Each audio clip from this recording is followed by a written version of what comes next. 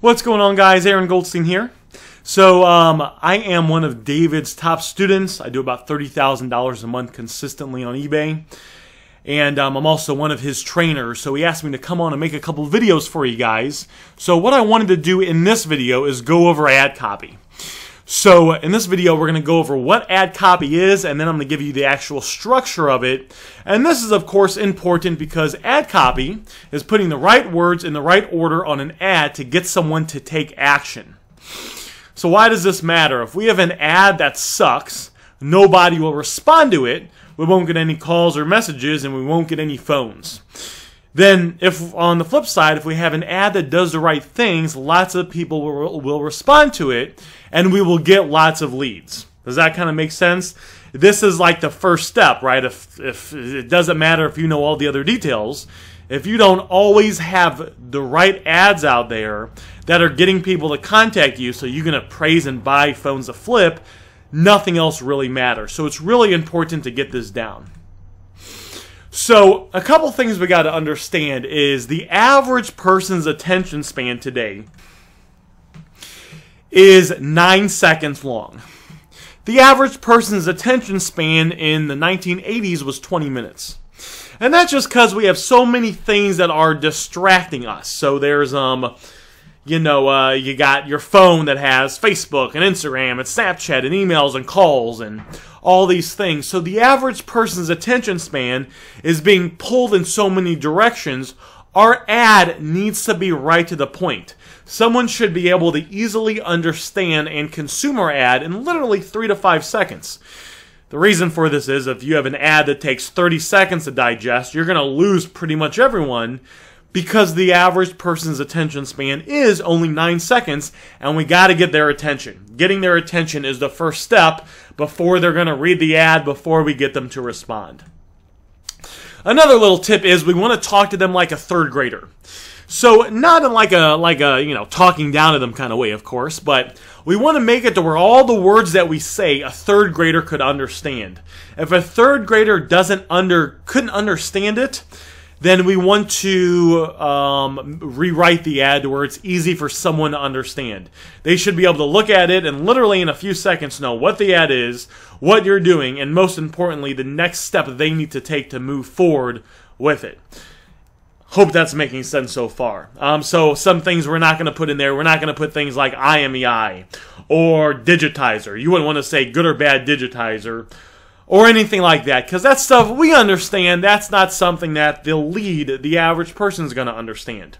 When I go to the doctors, guys, I don't want the doctor to use complicated words. I just want him to kind of be like, hey, you're sick, buddy. Here's the medicine you need to take, right? Get right to the point with it. Real simple terms. So there's a few things. The first 3 things the customer is going to do, guys, is we got to get their attention. Once we get their attention, we need them to read the ad. And then once they read the ad, we want them to respond. So I guess this should only be about 3 lines.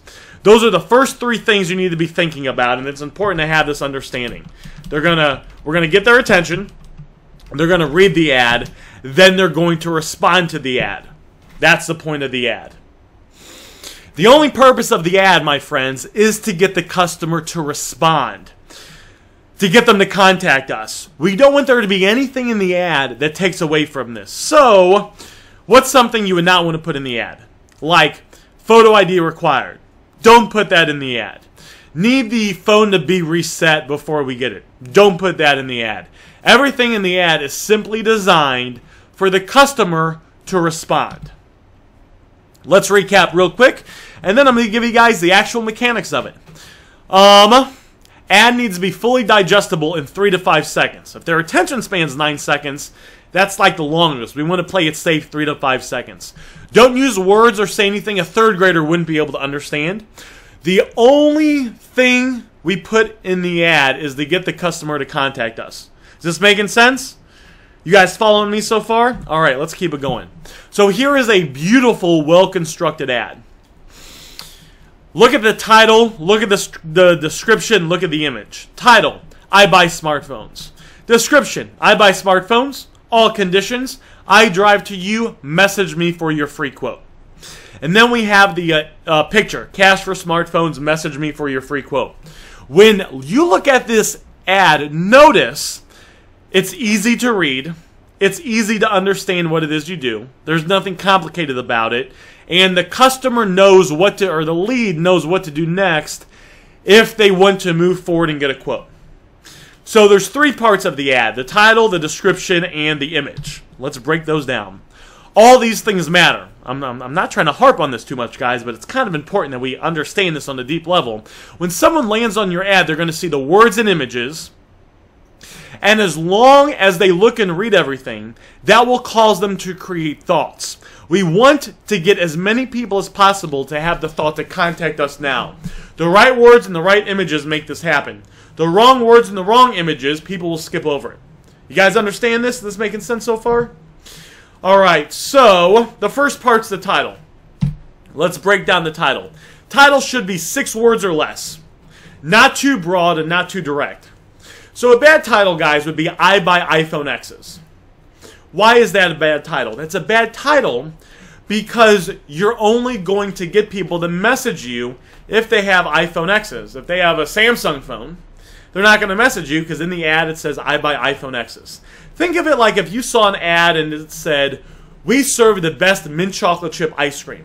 Well, if you like mint chocolate chip ice cream, you might respond to that ad. If you like Rocky Road ice cream, you wouldn't.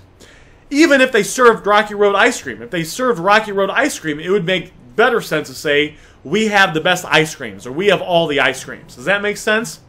Another thing, guys, is I buy electronics. That's not a good title because it's too broad. You're going to get, it's more broad than iPhone X, so you're going to get other iPhones, but you're going to get stuff you don't want. You're going to get keyboards. You're going to get TV screens. You're going to get stuff that we don't want. So it has to be, the trick is, it has to be broad enough to attract the things we want, but specific enough to weed out the things we don't want. That's why I buy smartphones. Because it's saying, it's incorporating all smartphones. Not cell phones, not flip phones, smartphones. You see how that word is like kind of really powerful?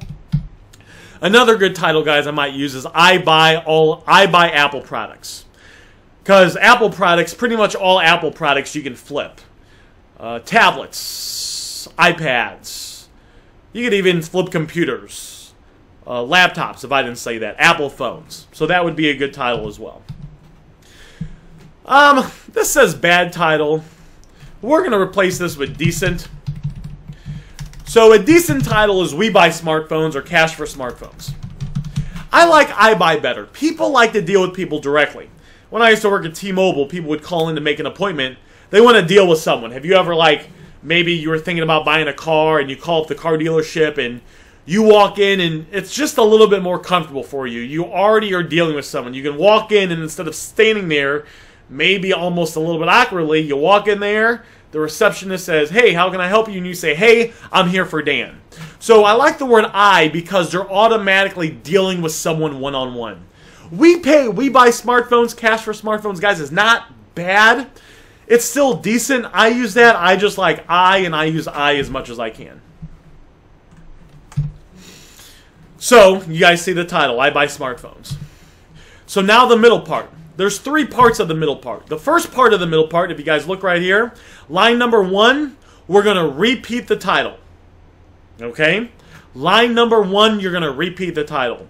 Why is this important? This is important because